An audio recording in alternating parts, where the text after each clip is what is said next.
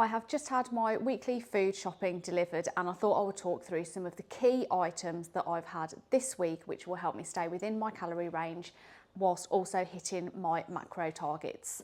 So starting off with, I've got an extra large whole chicken there, so we're going to make a roast dinner today, so I'm just going to have that typically with your normal sort of veg, so some broccoli, which is a super veg for fibre, carrots, potatoes, parsnips. Also, keeping the skin on your veg will help to increase the fibre content, so I always tend to do that. Sometimes I'll also use a whole chicken and cook simply to use for meat for things like sandwiches, wraps, etc. in the week. So I find that's kind of a cost-effective way of, and cost-effective and quick actually, way of getting some meat prepped so that you can hit your protein targets easier during the week, because it's super important to be hitting your protein in every meal if you want to hit your target by the end of the day. And what I typically tend to see with some of the ladies that I talk to or work with, I find that lunch can be one of the meals where protein is harder to hit. So I would always recommend getting some good chicken, tuna, cottage cheese, those type of things in your lunch in order to help you get that protein target. So that's that. Then moving on, I have got here some lean turkey mince. I often use turkey mince as an alternative to beef mince because it is much leaner and you actually get more protein per 100 grams as well. So for example, this turkey mince is 118 calories for 100 grams, whereas for 5% fat beef mince, it's 132 calories, so you're saving 24 calories there. And then in terms of protein, again for the beef mince, just checking, because I did look at this the other day in the supermarket, so your beef mince in terms of protein per 100 grams is 21.9, whereas this 2% fat turkey mince is 25. So you're getting you're actually getting more protein for less calories by using turkey mince. And what I'm going to do with that this week is I'm going to try batch cooking a kind of quick lasagna type meal. So I'm going for that kind of feeling, but instead of using lasagna sheets, I'm going to be using, I've got some pasta here, but I'm actually going to use some whole wheat pasta for mine. Now to go alongside that, I've also got some protein cheese, which again when melted is a great alternative to using normal cheddar, higher in protein, much lower in calories. So if you're melting cheese, I would highly recommend getting some protein cheese, but you just wouldn't have it on a normal sandwich.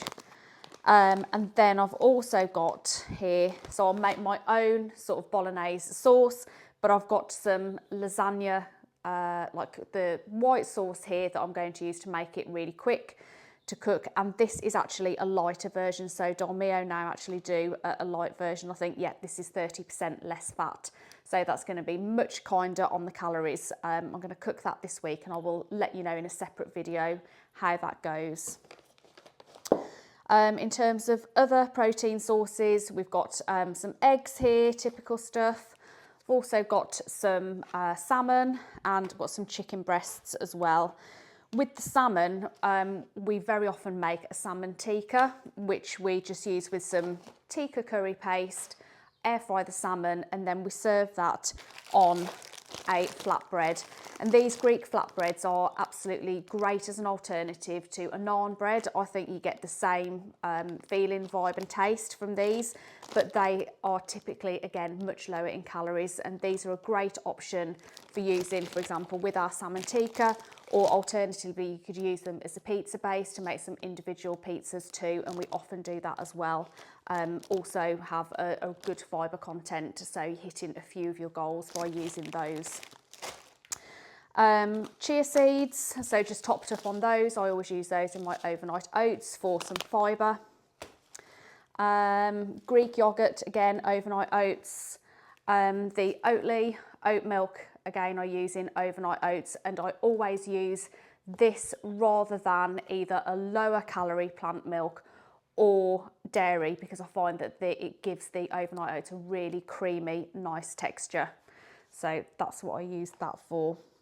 And then I've got some oats here, and I just thought I'd include this because you may notice I've got two different types of oats. We've got Tesco oats and also Quaker oats, and the reason for that is because my teenager won't eat Tesco porridge oats, and she can somehow tell the difference between those and Quaker oats.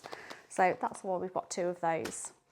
Yeah, oh, and we've got here some reduced fat mozzarella, which again I'll be using in that lasagna type lunch. And finally, my protein bars. I do normally get these from Aldi, but at the moment our local Aldi just doesn't have any flavours in that I like, so I'm back to the grenade at the moment. The flavours that I tend to rotate between are the Jaffa Quake ones and the fudged up. The fudged up I think are a really, really nice chocolate flavour. I don't like some of the cookie dough ones and things like that because I think they're just a bit too sweet and synthetic, but the fudged up one for me is a great alternative. So that's just a few items from my shopping this week. I hope that gives you some tips or ideas on things that you could cook or include in your shopping to help you stay within your calories and hit your macros.